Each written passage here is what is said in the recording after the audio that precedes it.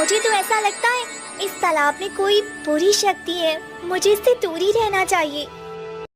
वह जैसे ही जाने के लिए तैयार हुई, मानो कोई जादुई हवा उसको शरीर को छेदने लगा।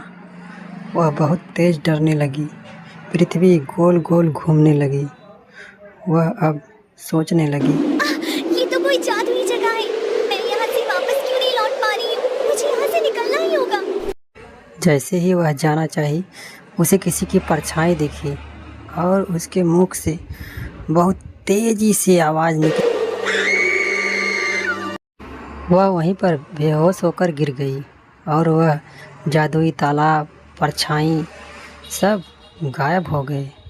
और फिर 1 महीने के बाद आज भैया गांव के बाहर गए हैं, कल ही लौटेंगे और भाभी तो गर्भवती है, वो तो घर का काम नहीं कर सकती। अब मुझे ही अपनी थोड़ी जिम्मेदारी उठानी पड़ेगी। बेला घड़ा लेकर पानी भरने के लिए निकल जाती है। तभी उसकी भाभी पीछे से टोकती है, अरे बेला, इस समय घड़ा लेकर कहाँ जा रही हैं? शाम होने वाली है। हाँ भाभी, शाम तो होने वाली है, पर घर में पानी खत्म हो गया है, इसीलिए पानी लेने तालाब के किनारे जा रही हूँ। तू उस जादुई तालाब के किनारे जा रही है? क्या तुझे पता नहीं है, वो एक रहस्यमय तालाब है। तूने सुना नहीं, गांव की कितनी सारी लड़कियां गायब हो गई हैं, वे सभी उस तालाब के किनारे से गायब हुई हैं। सुना है भाभी, पर ये सब सुनी सुनाई बातें हैं, मुझे इन बातों पर विश्वास नहीं है। तभी एक औरत भागती हुई आई। बेला, वो तालाब वाकई में एक रहस्यमय तालाब है। मेरी बेटी भी उस तालाब में पानी भरने गई थी, पर वह घर वापस नहीं लौटी, वह भी गायब हो गई है। वह औरत जोर से रोने लगी। देख बेला, मैंने कहा था वो एक रहस्यमय तालाब है, तुझे तो मेरी बात पर ना विश्वास ही नहीं होता है। देख, विमला चाची की बेटी भी गायब हो गई है, हर दिन गांव से कोई न कोई लड़की गायब हो रही है। लड़की दोनों की बात सुनकर डर से वह घर के अंदर चली जाती है। भाभी और विमला चाची सही कह रही हैं, आखिर गांव की जवान लड़कियां गायब क्यों हो रही हैं? मुझे कुछ समझ में नहीं आ रहा है, आखिर क्या है उस तालाब में, जो भी वहां जाता है गायब हो जाता है। मुझे भी भाभी पानी लेने उस तालाब में जाने नहीं दे रही है। आज तक उस तालाब के किनारे मैं कभी भी नहीं गई। बेला फिर अपने मन में ही सोचती है, जो भी हो, उस तालाब के रहस्य से तो मैं पर्दा हटा कर रहूंगी। मुझे लगता है उसमें गांव वालों की कोई चाल हो सकती है। गांव से लड़कियां जो गायब हो रही हैं, इसके पीछे कोई और कारण है। हो सकता है लड़कियां गांव में खुद ही रहना नहीं चाहती हो, गांव का माहौल है ही इतना खराब। ऐसे में अगर कोई लड़की गांव से भाग जाती है तो ये आश्चर्य की बात नहीं होगी। बेला तालाब जाने की सोचती है और निर्णय कर लेती है।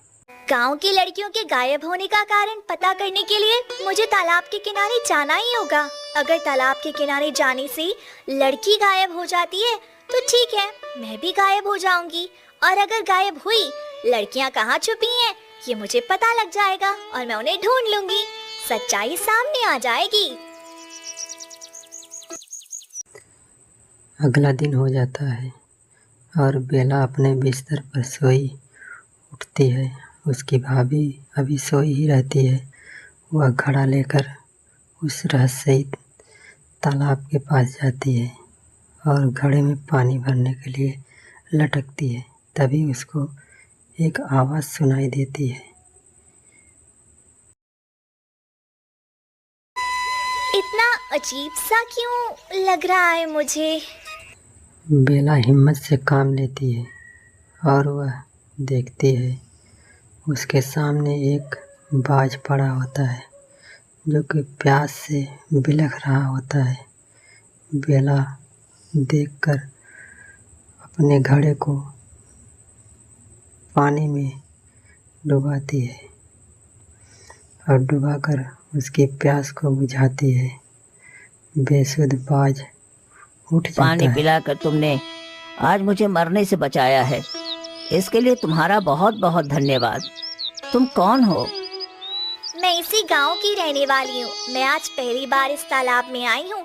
इस तालाब का रहस्य पता करने। गांव वाले कहते हैं जो भी लड़की इस तालाब में पानी भरने आती है वे गायब हो जाती है। हमारे गांव की जवान लड़कियां गायब हो रही हैं। हो सकता है गांव वाले सच कह रहे हैं। तुम यहाँ से वापस चली जाओ, फिर इस तालाब के किनारे कभी मत आना। बेला बाज की बात सुनकर वह डर जाती है और वह घर के लिए लौट जाती है, परंतु उसे डर रहता है कि वह घर नहीं पहुंच पाएगी। परंतु देखा, मैंने कहा था ना, वह कोई जादुई तालाब नहीं है, उसका कोई रहस्य ही नहीं है। यदि होता तो क्या मैं सही सलामत लौट आती? बेला घर तो लौट आई, लेकिन वह बहुत परेशान थी। उसका मन बहुत बेचैन था। उसका मन जैसे लग रहा था किसी अनजान आदमी से वह मिल कर आई हो। वह बहुत ही डरी हुई थी। उसने इधर उधर देखा और वह फिर अपनी खिड़की की तरफ। कौन है? कौन है? बेला तालाब के किनारे एक दिन बाज से बात कर रही थी। मुझे तो लगा था तालाब किनारे आऊंगी तो मैं घर कभी वापस ही नहीं जा पाऊंगी।